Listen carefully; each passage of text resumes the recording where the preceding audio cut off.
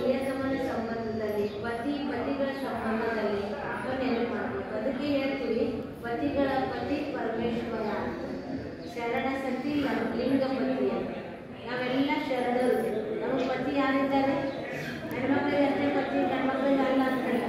ಈ ಭೂಮಿ ಮೇಲೆ ಎಷ್ಟು ಜನ ಇದ್ದೀವಿ ಎಲ್ಲರಿಗೂ ಪತಿ ಯಾರು ಅಂದರೆ ಪತಿ. ಇದರ ಅರ್ಥ ಏನು ಅಂದರೆ ಒಡೆಯ ಅಂದರೆ ಮಾಲೀಕ, ರಾಷ್ಟ್ರಪತಿ ಅಂತ ಹೇಳ್ತೀವಿ. ರಾಷ್ಟ್ರಪತಿ ಬರೀ ಹೆಣ್ಮಕ್ಳು ಇರ್ತಾರಲ್ರಿ, ಹೆಣ್ಮಕ್ಳು ರಾಷ್ಟ್ರಪತಿ ಅದಾರಲ್ಲ. ಪ್ರತಿಭಾ ಪಾಟೀಲ್ ಅಂತ ಇಡೀ ಭಾರತ ದೇಶಕ್ಕೆ ಮುಖ್ಯವಾಗಿರುವಂಥವರು ರಾಷ್ಟ್ರಪತಿ. ಕುಲಪತಿ ಅಂತ ಹೇಳ್ತೀವಿ. ಯೂನಿವರ್ಸಿಟಿಗಳ ಕುಲಪತಿ ಹೆಣ್ಮಕ್ಳು ತರೋದೇ. ಅದಕ್ಕೆ ಪತಿ ಅಂದರೆ ಒಡೆಯ. ಇಡೀ ಜಗತ್ತಿಗೆ ಒಡೆಯ ಯಾರು? ಎಲ್ಲ ಪತಿಗಳಿಗೂ ಪತಿ, ತಂದೆಗಳಿಗೂ ತಂದೆ, ಶಿಕ್ಷಕರಿಗೂ ಶಿಕ್ಷಕ, ಗುರುಗಳಿಗೂ ಗುರು, ಜಗದ್ಗುರು, ಸದ್ಗುರು ಒಬ್ಬಾತನೇ ಇಲ್ಲ. ಈಗ ನಮಗೆ ಸುಖ ಶಾಂತಿ ನೆಮ್ಮದಿ ತೃಪ್ತಿ ಬೇಕು ಅಂತಂದರೆ ಆ ಪರಮಾತ್ಮನನ್ನು ನೆನಪು ಮಾಡಬೇಕು. ಈಗ ನಮಗೆ ನೀರು ಬೇಕು ಅಂತಂದರೆ ಈ ಕೈಯಲ್ಲಿ ನೀರು ಕುಡಿದು ಸಿಗ್ತದೆ. ಎಲ್ಲಿ ನೀರು ಸಿಗ್ತದೆ ಅಲ್ಲಿ ನೀರು ತಗೋತೀವಿ, ಎಲ್ಲಿ ಹಾಲು ಸಿಗ್ತದೆ ಅಲ್ಲಿ ಹಾಲು ತಗೋತೀವಿ, ಎಲ್ಲಿ ಕಾಯಿಪಲ್ಯ ಸಿಗ್ತದೆ ಕಾಯಿಪಲ್ಯ ತಗೋತೀವಿ, ಎಲ್ಲಿ ರೇಷನ್ ಸಿಗ್ತದೆ ಅಲ್ಲಿ ತಗೊಂಡ್ಬರ್ತೀವಿ. ಆದರೆ ಸುಖ ಶಾಂತಿ ನೆಮ್ಮದಿ ಬೇಕು ಅಂದರೆ ಎಲ್ಲಿ ಸಿಗ್ತದೆ? ಎಲ್ಲಾದ್ರೂ ಒಂದು ಅಂಗಡಿಯೊಳಗೆ ಒಂದು 100 ರೂಪಾಯಿ ಸುಖ ಬೇಕ್ರಿ, ಒಂದು 50 ರೂಪಾಯಿ ಶಾಂತಿ ಬೇಕು ಅಂದರೆ ಅಂಗಡಿಯೊಳಗೆ ಸಿಗ್ತದಲ್ಲಿ ಎಲ್ಲ ಅದಲ್ಲ. ನಮ್ಮ ಒಳಗಡೆ ಇದೆ. ಪರಮಾತ್ಮನ ನೆನಪು ಮಾಡಿದಾಗ ಆ ಶಾಂತಿ ಸಿಗ್ತದೆ. ಯಾಕಂದರೆ ಪರಮಾತ್ಮ ಎಲ್ಲ ಸಾಗರ ಇದ್ದಾರೆ. ಶಾಂತಿ ಸಾಗರ, ದಯಾ ಸಾಗರ, ಕರುಣಾ ಸಾಗರ, ಕ್ಷಮಾ ಸಾಗರ, ಪತಿತ ಪಾವನ, ದುಃಖವನ್ನು ದೂರ ಮಾಡಿ ಸುಖವನ್ನು ಕೊಡುವಂಥವನು ಪರಮಾತ್ಮ ಒಬ್ಬನೇ. ಅದಕ್ಕೆ ಸಾಗರ ಇದ್ದಾನೆ ಅಂತಂದರೆ ಅವನ ಹತ್ರ ಕೇಳಿದರೆ ಸಿಗ್ತದೆ. ಈಗ ನಿಮ್ಮ ಹತ್ರ ಕೇಳಿದರೆ ನಾವೇ ಬೇಡಾಕತ್ತೀವಿ, ಬೇಡವ್ರ ಹತ್ರ ಮತ್ತೆ ಕೇಳಿದ್ರೆ ಸಿಗ್ತದೇನ್ರಿ? ಈಗ ರಸ್ತೆ ಮೇಲೆ ಗುಡಿ ಮುಂದೆ ಭಿಕ್ಷಾ ಕುಂತಾರೆ, ಭಿಕ್ಷಾ ಕುಂತವ್ರಿಗೆ ಒಂದು 10 ರೂಪಾಯಿ ಕೊಡುವಂಥ ಏನಂತಾನೆ? ನಾನೇ ಬೇಡಾಕತ್ತೀನಿ, ನನಗೆ ಹಾಕಿ ನಿಮಗೆ ಕೊಡು ಅಂತಾರೆ. ಹಾಗೆ ಇವತ್ತು ಎಲ್ಲರಲ್ಲೂ ಏನಾಗ್ಬಿಟ್ಟದಂದರೆ ಸುಖ ಶಾಂತಿ ನೆಮ್ಮದಿ ತೃಪ್ತಿ ಎಲ್ಲ ಕಳ್ಕೊಂಡ್ಬಿಟ್ಟಿವಿ.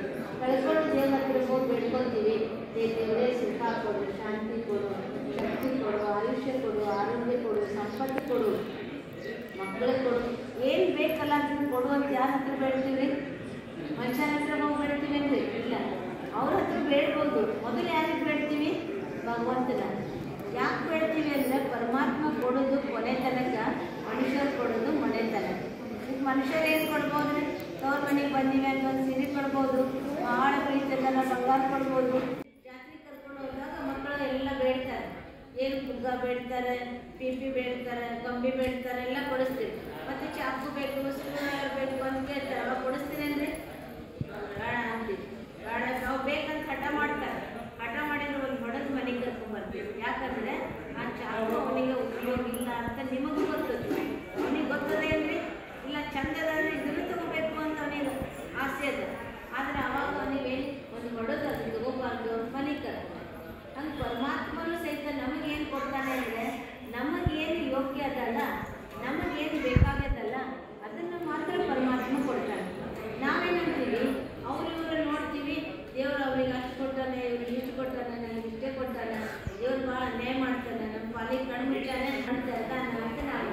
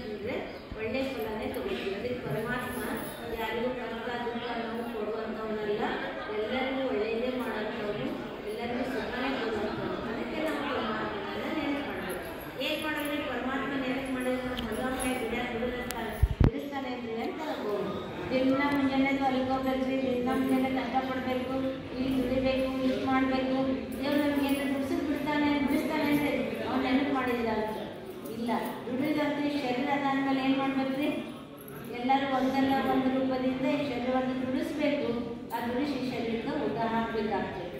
ಅದಂತೂ ಸರಿ. ಸುಖ ಶಾಂತಿ ಅನುಭವ ಮಾಡಬೇಕು ಅಂದರೆ ಪರಮಾತ್ಮನನ್ನ ನೆನಪು ಮಾಡಬೇಕು.